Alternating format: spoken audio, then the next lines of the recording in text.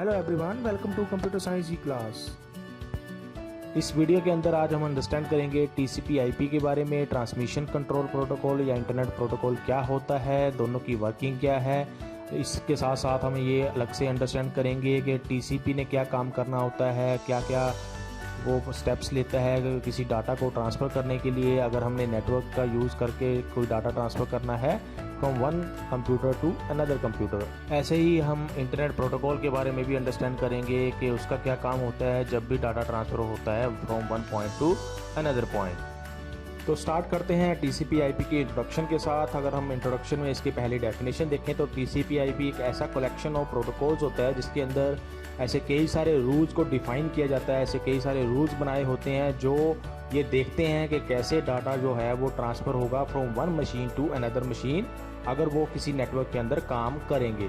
तो अगर हम नेटवर्क की बात करें तो हम नेटवर्क का मेन पर्पज़ यही होता है कि हम एक डाटा को एक्सचेंज कर सकें, इंफॉर्मेशन को शेयर कर सकें from one computer to another computer या one device to another device. तो वो डाटा जो है वो कैसे ट्रांसफ़र होता है, कौन उसको देखता है, क्या रूल्स उसके लिए डिफ़ाइन किए जाते हैं, वो TCP/IP के अंदर वो सारे रूल्स होते हैं, वो प्रोटोकॉल्स होते हैं जो हैंडल करते हैं कैसे डाटा जो है हमारा वो एक मशीन से दूसरी मशीन के ऊपर ट्रांसफ़र होगा नेटवर्क्स के अंदर।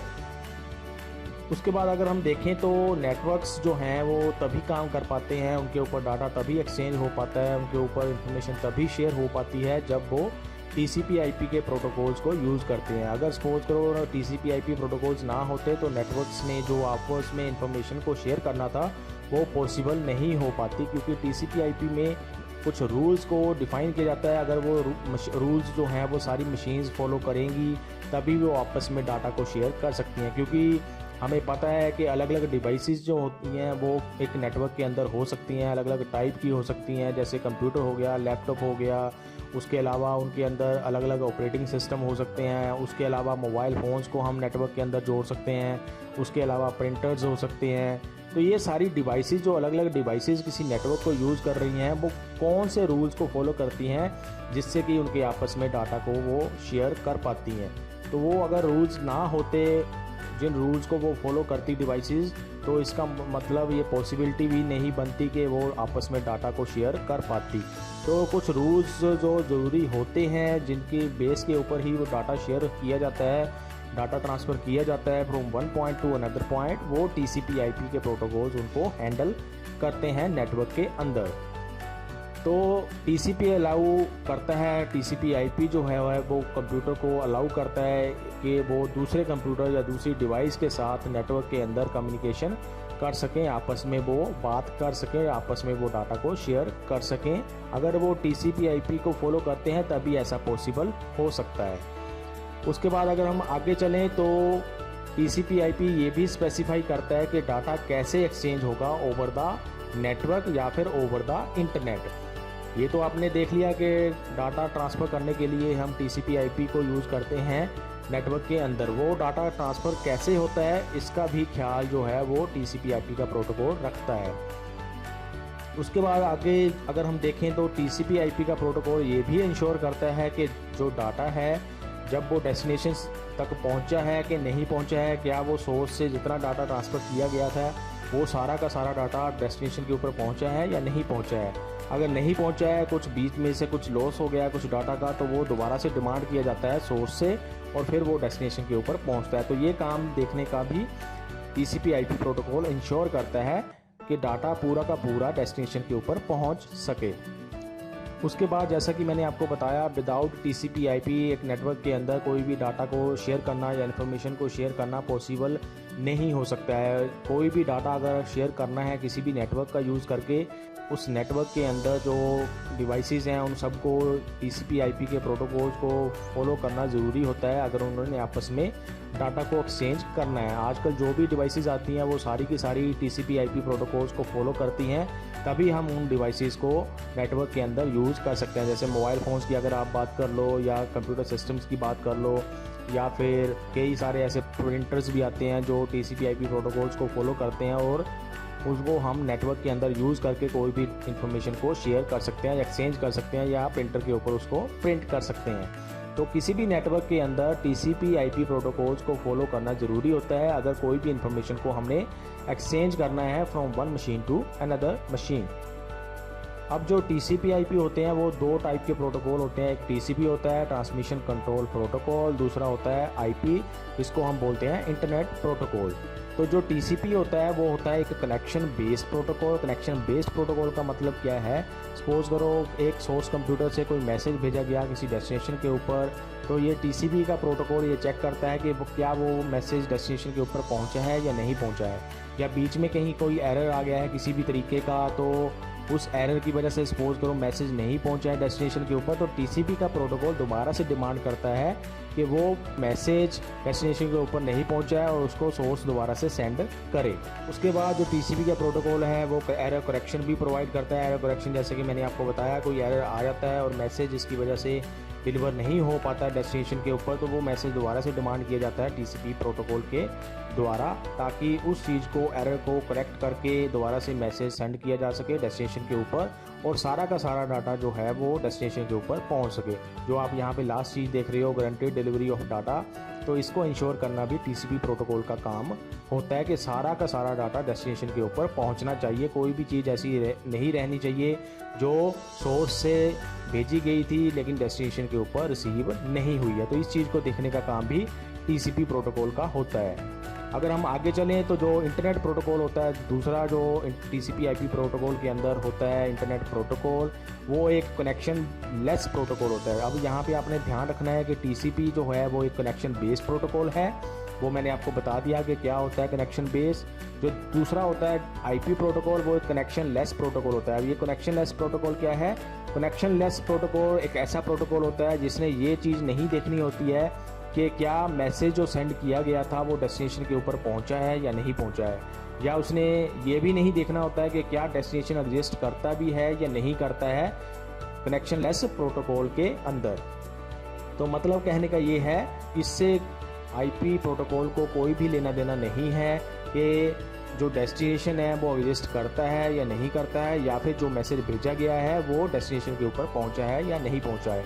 ये काम होता है TCP का या कनेक्शन बेस्ड प्रोटोकॉल का। तो IP का काम ये चीज़ नहीं होती है। IP का काम क्या होता है? Which deals only with the network packet routing. ये सिर्फ इस चीज़ के साथ डील करता है, इस चीज़ को हैंडल करता है कि जो पैकेट सेंड किए गए थे वो किस पाथ से जाने चाहिए, उसकी ऊपर एड्रेसिंग लगाई जाती है कि कहाँ कहाँ से वो पैकेट ट्रैवल करके डेस्टिनेशन के ऊपर पहुँचेगा। ये काम होता है इंटरनेट प्रोटोकॉल का। लेकिन इसने ये चीज़ नहीं देखनी है कि डेस्टिनेशन के ऊपर एक्चुअली वो पहुंचा भी है या नहीं पहुंचा है। इसने सिर्फ राउटिंग करनी है, उस पैकेट को ये डिफाइन करना है कि किस रास्ते से या किस पाथ से उस पैकेट ने ट्रैवल करना है अगर वो डेस्टिनेशन के ऊपर पहुंचना चाहिए पैकेट या फिर डाटा। तो ये होगी थोड़ी सी इंट्रोडक्शन TCP/IP प्रोटोकॉल के बारे में। अब हम इस सारे प्रोसेस को इस इमेज के द्वारा समझने की कोशिश करते हैं। सपोज करो एक नेटवर्क छोटा सा बना हुआ है, यहाँ पे एक सेंडर है, एक रेसिपिएंट है, या जिसको आप डेस्टिनेशन भी बोल सकते हैं, या फिर सेंडर को आप सोर्स बोल सकते हैं। सपोज करो सेंडर ने या सोर्स ने एक कुछ डाटा भेजा जिसको डेस्टिनेशन के ऊपर पहुँचना चाहिए, तो TCP/IP क्या करता है? सेंडर से जैसे ही डाटा सेंड होता है तो TCP का प्रोटोकॉल उसको डाटा को छोटे छोटे पैकेट्स में डिवाइड कर देता है। मतलब जो डाटा पूरा होता है उसको छोटे छोटे पार्ट्स में डिवाइड कर देता है TCP का प्रोटोकॉल।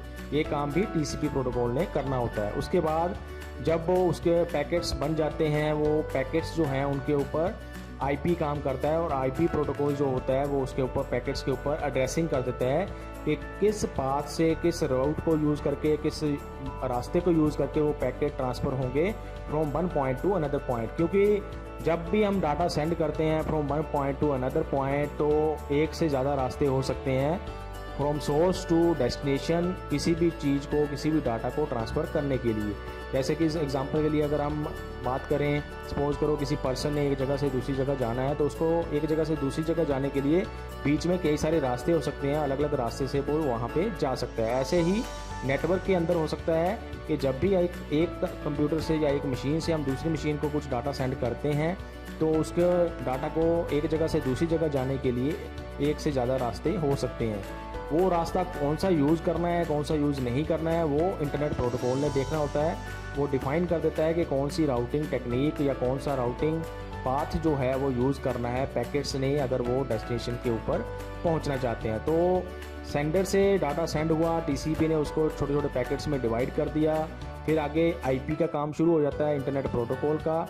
अब बीच में आप देख सकते हो कि कई सारे राउटर लगे हुए हैं, इन राउटर्स के ऊपर कौन से राउटर के थ्रू डाटा सेंड करना है वो इंटरनेट प्रोटोकॉल अपने आप डिफाइन करेगा, उनके ऊपर पैकेट्स के ऊपर एड्रेसिंग करके।